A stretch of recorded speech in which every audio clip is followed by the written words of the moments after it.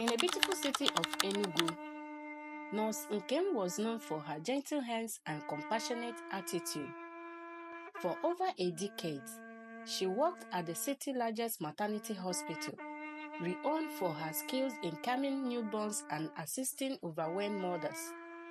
But behind her warm smile and returning presence, Nkem hid a dark secret, one that had eluded everyone for years. From the outside, Nkem appeared to be a dedicated professional, deeply committed to her patient. She was in her early 40s, unmarried and childless, which often drew sympathy from her colleagues, who admired her tireless devotion to caring for infants.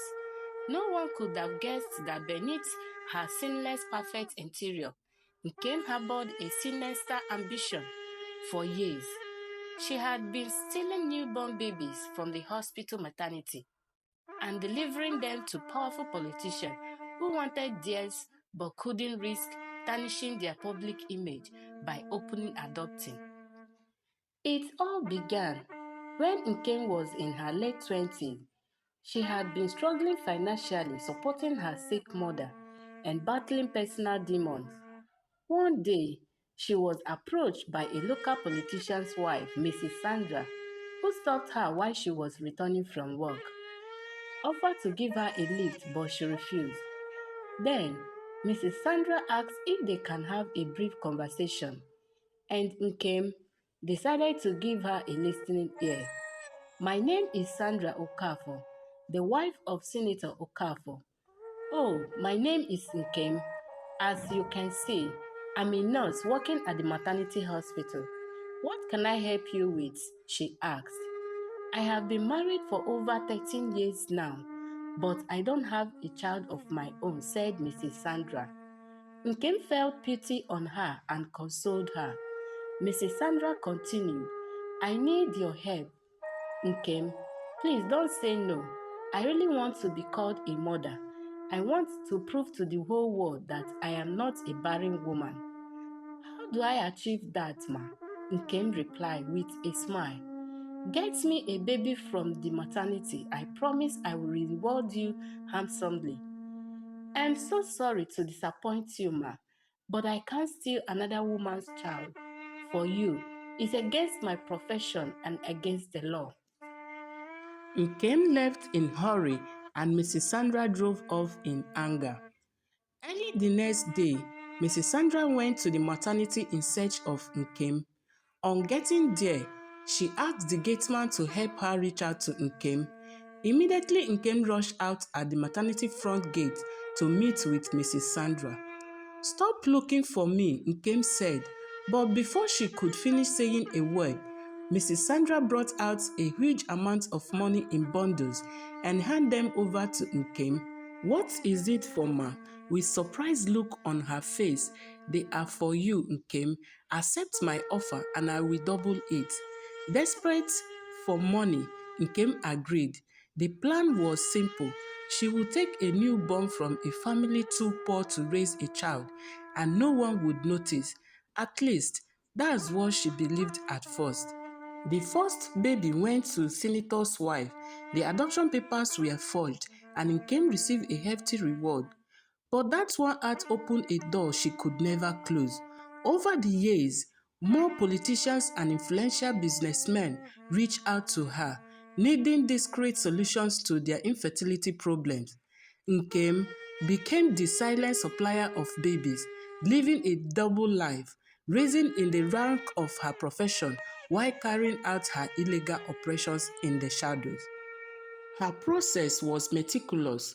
She carefully selected her victims, unusually poor mothers who had no family support, single teenagers who couldn't afford to care for a child, or women who were emotionally vulnerable. After the birth, Nkem will reassure them that their babies were being transferred to the nursery for care, but instead, the infants will be whisked away in the dead of night. By the time the mothers realized something was wrong, Nkem had a perfect explanation ready.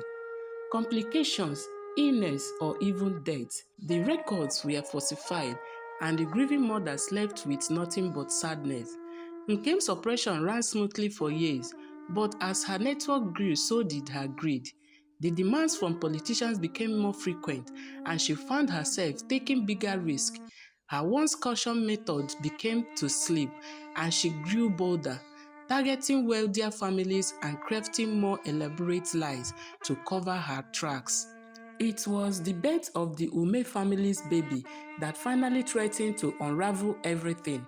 The Umes were not wealthy by any means, but they were well connected in the community.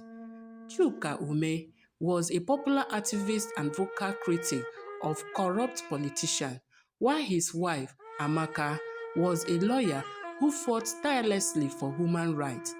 They had been trying for years to have a child, and when Amaka finally became pregnant, the entire city celebrated their joy. When Amaka went into labor, Nurse Nkem was the one who attended to her, just as she had done for so many others. But this time, things felt different. The Umes were not like other previous victims. They were loved and respected by many, and Amaka was surrounded by friends and family, even in the hospital. But Nkem couldn't resist the temptation. She had already promised their child to a powerful politician who was willing to pay an astronomical price.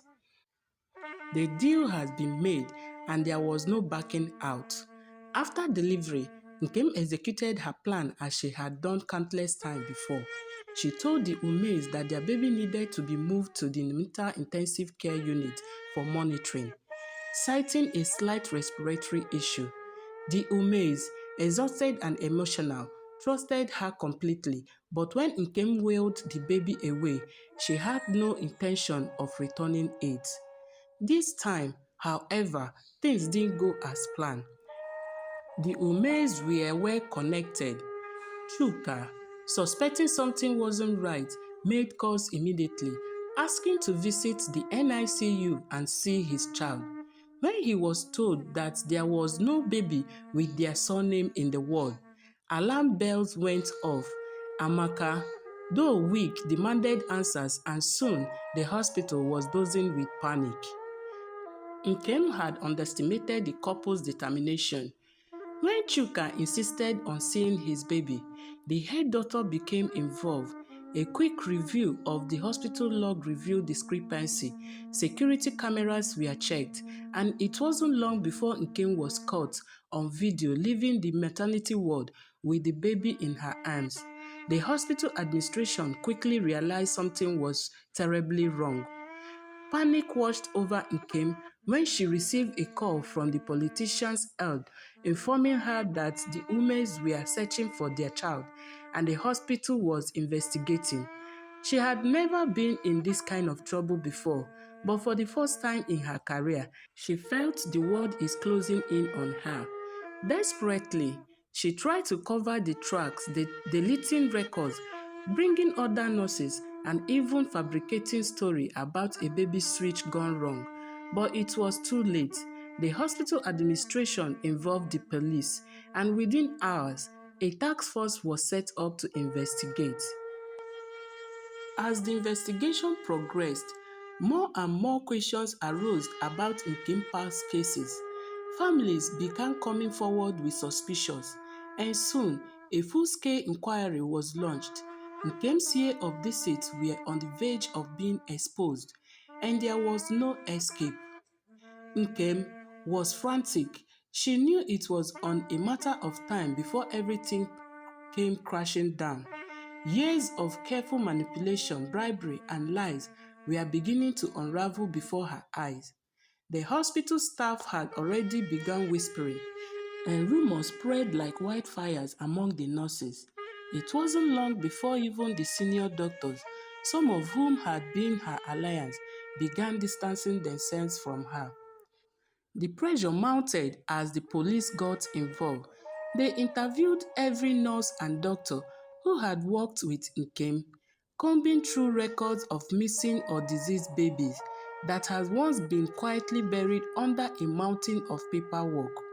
What once seemed like a selected incident, we are now part of a much bigger, darker pattern.